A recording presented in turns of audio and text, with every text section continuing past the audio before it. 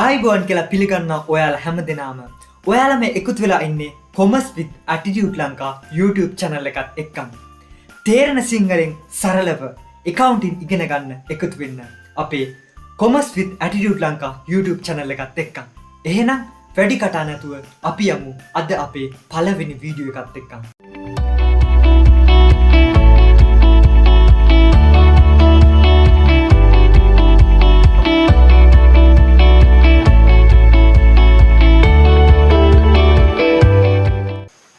accounting එහෙම නැත්නම් ගිණුම් කරණය.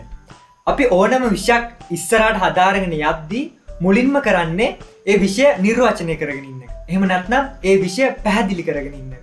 ඒ විෂයෙන් වෙන්නේ මොකක්ද? අපි අධ්‍යාපනය ලබන්නේ මොන වගේ දෙයක්ද කියලා නිර්වචනය කරගන්න එක. ඉතින් මේ ගිණුම් කරණය කියන එකත් අපි පළමුවෙන්ම නිර්වචනය කරගෙන ඉමු. ඇත්තටම ගිණුම් කරණය කියන එක නිර්වචනය කරන්න මම මේ පුංචි උදාහරණයක් ගන්නම්. දැන් හිතන්න ඔයාලගේ ගමේ ඉන්නවා සුපුන් කියලා කෙනෙක්. මෙයා සාමාන්‍යයෙන් ගමේ සාමාන්‍ය ව්‍යාපාරයක් කරගෙන යනවා. සුපුන් ස්ටෝර්ස් කියලා හිතන්නකෝ. මේ සුපුන් ස්ටෝර්ස් කඩේ මෙයයි තව සේවකයෝ දෙන්නෙක් විතර දාලා මෙයා සාමාන්‍ය විදියට කඩේ අරලා සාමාන්‍ය විදියට කඩේ පහලා කරගෙන යනවා. මේ සුපුන් ස්ටෝර්ස් ව්‍යාපාරය ඒ තරම් ඔයාලා තේරෙනවා ඒ තරම් ලොකු ව්‍යාපාරයක් වෙන්නේ නැහැ. ඒ කියන්නේ ගමේ එන අය සාමාන්‍යයෙන් ගමේ ඉන්න මිනිස්සුම බඩු ගන්නවා ලොකු ලාභයක් නැහැ. මෙයාගේ ව්‍යාපාරයේ ලාච්චුවට සල්ලි වැටෙනවා නම් එයාගේ ව්‍යාපාරයට ඒක ආදායමක් වෙනවා. ලාච්චුවෙන් සල්ලි එළියට යනවා නම් එයාගේ ව්‍යාපාරයෙන් ඒක වියදමක් වෙනවා. සාමාන්‍යයෙන් එහෙමනේ වෙන්නේ. හැබැයි මේක ගොඩක් වෙනස් වෙනවා. අපි හිතන්න සමාගමකට ගියොත් එහෙම සමාගමක් පැත්තට ගියොත් මේක ගොඩක්ම වෙනස් වෙනවා. සමාගමේ අයිතිකරු වෙනයි.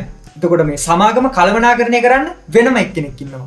සමාගමේ සේවය කරන සේවකයෝ වෙනයි. සමාගමේ ගනුදෙනුකරුවන් විශාල ප්‍රමාණයක් ඉන්නවා. එතකොට ඒ සමාගමත් එක්ක තරඟකරුවෝ ඉන්නවා. සැපයුම්කරුවෝ වෙනම ඉන්නවා. ඒ වගේම මේ සමාගම ඇතුලේ මුදල් වලට වගේම ණයට ගනුදෙනු සිද්ධ වෙනවා. විශාල ගනුදෙනු ප්‍රමාණයක්. හැබැයි අපි මේ කලින් කතා කරපු සුපුන්ගේ ව්‍යාපාරය ගත්තොත් සුපුන්ගේ ව්‍යාපාරය සුපුන් තමයි අයිතිකාරයා. එයාම තමයි කළමනාකරණය කරගන්නේ. සමහර විට සේවකින් නැත්තම් මේ සුපුන්ම ව්‍යාපාරයේ සේවකෙක් විදිහටත් කටයුතු කරලා එයා මුළු ලාභයම තියාගෙන සේවකීන්ගේ පඩි නැති ගෙවලා ඉතුරු සල්ලි ඔක්කොම එයාට වෙනවා. ඉතින් මේ සමාගමේ නම ABC සමාගම කියලා හිතන්නකෝ. එතකොට මේ ABC සමාගමයි අපේ සුපුන්ගේ ව්‍යාපාරයයි ගත්තම හාත්පසින්ම වෙනස්. මේ සුපුන්ගේ ව්‍යාපාරයේ අයිතිකරු එයාමයි. ඒ නිසා ඒකේ සිද්ධ වෙන ගනුදෙනු සල්ලි එනේවා සල්ලි යනේවා ඒවා එයාටම සාමාන්‍යයෙන් මතක තියාගෙන එයාටම ඒවා නඩත්තු කරගන්න පුළුවන්. හැබැයි සමාගමක් පැත්තෙන් ගත්තොත් මේ සමාගමේ සමහර විට අයිතිකාරයෝ එක්කෙනෙක්ට වැඩි අයිතිකාරයෝ ගොඩක් ඉන්නවා. එතකොට මේකේ කළමනාකරු සේවය කරනවා. සේවකයෝ ඉන්නවා. ඊට අමතරව මේ සැපයුම්කරුවෝ විශාල ප්‍රමාණයකින් සැපයුම් ලැබෙනවා. එතකොට සමහර වෙලාවල් වලදී සමාගමේ ආදායම වැඩි නම් රජයට බදුත් ගෙවන්න වෙනවා. එතකොට මේ වගේ දේවල් වලදී මේ විවිධ පාර්ශවයන් ඉන්නවානේ මේ සමාගමත් එක්කන් බැඳිලා ඒ පාර්ශවයන්ට මේ ව්‍යාපාරයේ සිද්ධ වෙන තොරතුරු බලා ගන්න වෙනවා. ඒ කියන්නේ තොරතුරු ව්‍යාපාරයේ සිද්ධ වෙන ගනුදෙනු ආර්ථික වශයෙන් සිද්ධ වෙන ඒවා සල්ලි එනේවා සල්ලි යනේවා ඒ වගේ ගනුදෙනු බලා ගන්න වෙනවා. මේවා එතකොට එක්කෙනෙක්ට කටින් කියලා මේවා කරන්න බෑ. එතකොට අනිවාර්යයෙන්ම ලිඛිත විදියට ඒවා පවත්වාගෙන යන්න වෙනවා. මෙන්න මේ විදිහට මේ මොකක් හරි ලොකු ව්‍යාපාරයක හරි සාමාන්‍යයෙන් සිද්ධ වෙන ව්‍යාපාරයක හරි එදිනෙදා විශාල ප්‍රමාණයෙන් ගනුදෙනු සිද්ධ වෙනකොට මේවා අපිට මතක තියාගන්න අමාරුයි ඇත්තටම. එන්න ඒ වගේ දුර්වලතා ඒ වගේ අපහසුතා මගහරවා ගන්න තමයි මේ ගිණුම් කරණය කියන විෂය අපිට වැදගත් වෙන්නේ. එතකොට මේ ගිණුම් කරණය කියන විෂය නිර්වචනය කරගත්තොත් ගිණුම් කරණය කියන්නේ ව්‍යාපාරයට ඇල්මක් දක්වන පාර්ශව. ඒ කියන්නේ ව්‍යාපාරයේ කටයුතු කෙරෙහි උනන්දුවක් දක්වන පාර්ශව. එයාලා තමයි මේ ඇල්මති පාර්ශව කියන්නේ. එතකොට මේ ගිණුම් කරණය කියන්නේ ව්‍යාපාරයට ඇල්මක් දක්වන පාර්ශවයන්ට තීරණ ගන්න. ඒ කියන්නේ අයිතිකාරයොන්ට ඒ මං කලින් කිව්ව කට්ටියටම තීරණ ගන්න තොරතුරු සපයන ක්‍රියාවලිය තමයි ගිණුම් කරණය කියන්නේ. සල්ලි එනේවා සල්ලි යනේවා ඒ වගේම ව්‍යාපාරවල ඔයාලා දන්නවා ණයටත් ගනුදෙනු සිද්ධ වෙනවා. මේ හැම දෙයක්ම ව්‍යාපාරයේ මූල්‍යමය විදිහට සටහන් කරනවා. ඒකට තමයි මේ ගිණුම් කරණය කියන එක වැදගත් වෙන්නේ. එතකොට ගිණුම් කරණය කියන එක තනි විදිහට නිර්වචනය කරොත් ව්‍යාපාරයක් කෙරෙහි ඇල්මක් දක්වන පාර්ශවයන්ට තීරණ ගන්න තොරතුරු සපයන ක්‍රියාවලිය.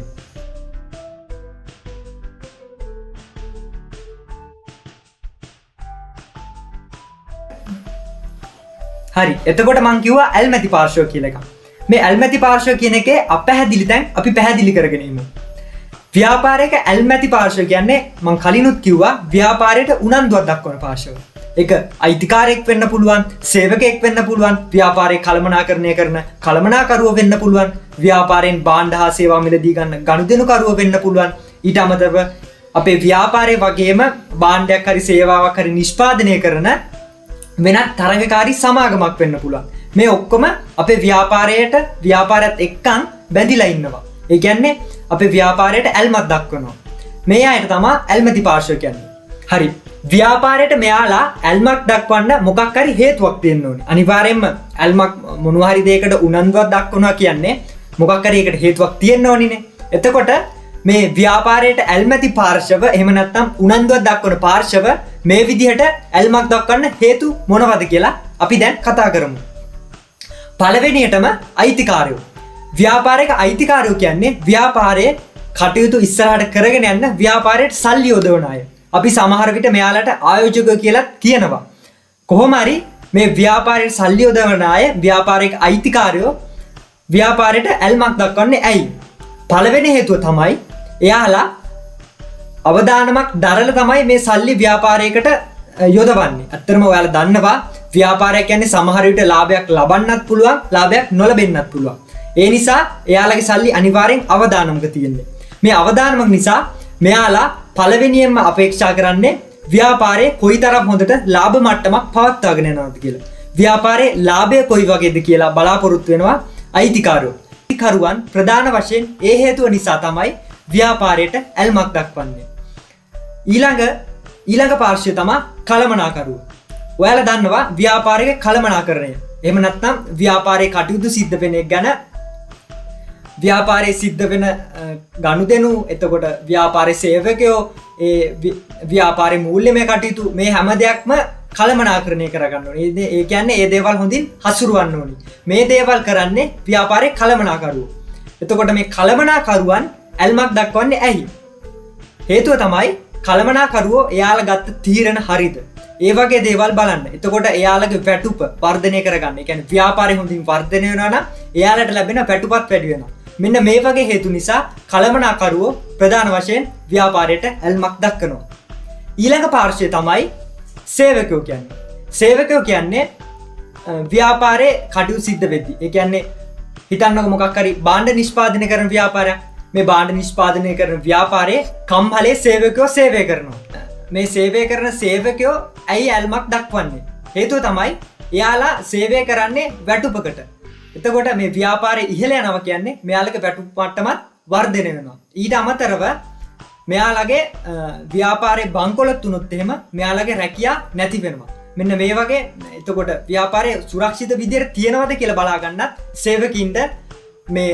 සේවකීන් මේ ව්‍යාපාරය කෙරෙහි ඇල්මක් දක්වනවා. හතරවෙනි පාර්ශ්වය තමයි ගනුදෙනුකරුවෝ. ගනුදෙනුකරුවෝ ව්‍යාපාරයකට වැදගත් වෙන්නේ ඇයි? ඇත්තටම ඔයාලා දන්නවා ව්‍යාපාරික පැවැත්මක් තියෙන්නේ ඒ ව්‍යාපාරයට එන ගනුදෙනුකරුවන් අනුව. ඒ කියන්නේ මොකක් හරි ව්‍යාපාරයක භාණ්ඩ හරි සේවා හරි මිලට ගන්නා අය තමයි ගනුදෙනුකරුවෝ වෙන්නේ. එතකොට මේ ගනුදෙනුකරුවෝ උනන්දුවක් දක්වන්නේ ඇයි? පළවෙනි හේතුව තමයි මෙයාලට හොඳ භාණ්ඩයක් හරි සේවාවක් හරි ලැබෙනවද කියලා බලන්න.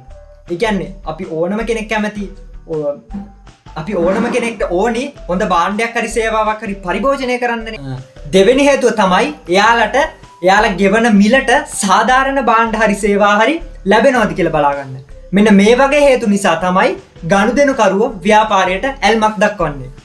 ඊළඟ පාර්ශව මේ විදිහට ව්‍යාපාරයේ දැන් හිතන්නකො මොකක් හරි භාණ්ඩ නිෂ්පාදනය කරන ව්‍යාපාරයක් කියලා. මේ භාණ්ඩ නිෂ්පාදනය කරන ව්‍යාපාරයට අමුද්‍රව්‍ය අවශ්‍ය වෙනවා. මේ අමුද්‍රව්‍ය අපිට සපයන සැපයුම්කරුවෝ ඉන්නවා. මේ සැපයුම්කරුවෝ ගැන අපි පස්වෙනියට කතා කරමු. මේ සැපයුම්කරුවෝ ඇයි ඇත්තටම ව්‍යාපාරයට ඇල්මක් දක්වන්නේ? ප්‍රධාන හේතුව තමයි එයාලට හරියට සැපයුම් ඉස්සරහට දිගටම කරගෙන යන්න පුළුවන්ද කියන එක. එතකොට තවත් හේතුවක් විදිහට අපිට දක්වන්න පුළුවන් එයාලා දැන් කලින් සමහර අය ණයටත් සැපයුම් දෙනවනේ. ඒ වගේ වෙලාවල් වලදී ඒ අයට ඒ සැපයුම් වලට මුදල් ලබා ගන්න පුළුවන් වෙයිද කියලා. ඒ කියන්නේ හිතන්නකෝ ව්යාපාරේ බංකොලොත් වුණා කියලා. ව්‍යාපාරේ බංකොලොත් වුණොත් එහෙම එයාලට ඒ සැපයුම් වලට කලින් ණයට ලබා දුන්නු සැපයුම් වලට මුදල් ලබා ගන්න බැරි වෙනවා. මෙන්න මේ වගේ හේතු නිසා සැපයුම් කරු ව්‍යාපාරයට ඇල්මක් දක්වනවා. ඊළඟ පාර්ශවය තමයි තරඟකරුවෝ. ඒ කියන්නේ ව්‍යාපාරය දැන් අර මං කලින් කිව්ව ABC ව්‍යාපාරය කියලා හිතන්නකෝ. ඒ ABC ව්‍යාපාරය සබන් නිෂ්පාදනය කරන ව්‍යාපාරයක්.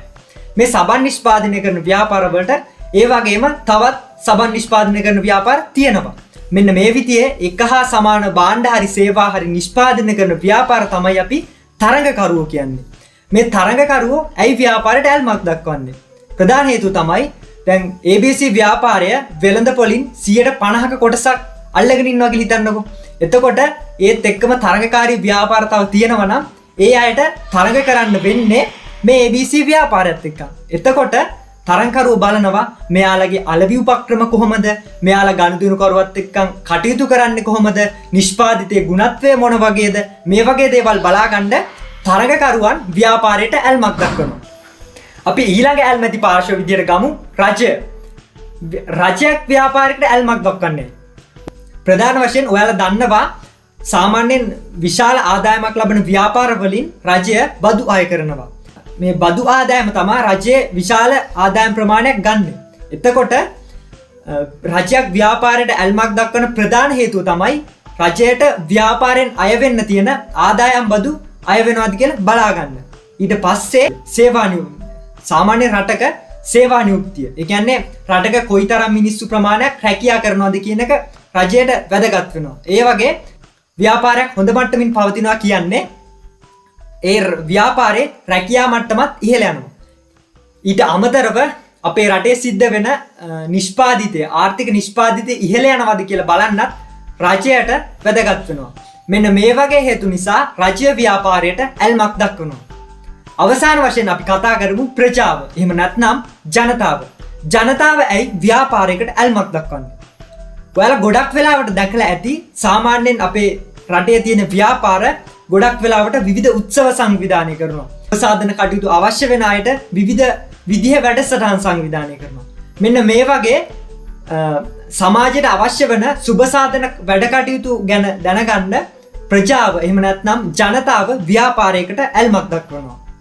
Commerce with attitude Lanka YouTube channel එකත් එක්කන් ඔයාලට මං අරගෙන ආපු පළවෙනි වීඩියෝ එක මෙතනින් එහෙනම් නිමා කරනවා.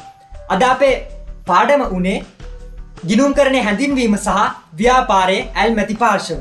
එහෙනම් මේ පාඩමේ මොකක් හරි නොතේරෙන තැනක් තියෙනවා නම් අනිවාර්යෙන් පහලින් කමෙන්ට් කරන්න. එහෙම නැත්නම් commerce with attitude Lanka Facebook channel එකට මැසේජ් එකක් දාන්න. එහෙනම් තවත් වීඩියෝ එකකින් ඉක්මනටම හම්බ වෙමු. ගිහිල්ලා එන්න. ඔයාලා හැම දිනාටම සුබ දවසක්. පහළ රතු පාටින් subscribe කියලා බටන් එකක් තියෙනවලු ඔන්න. ඒක ඔබලා මේ කමල්ගේ පාඩමත් එක්ක එකතු වෙන්න පුළුවන්ලු. එහෙනම් කමල්ගේ අලුත් පාඩමක් එක්ක ඉක්මනටම හම්බෙමු. ගිහිල්ලා එන්න. සුබ දවසක් හොඳේ.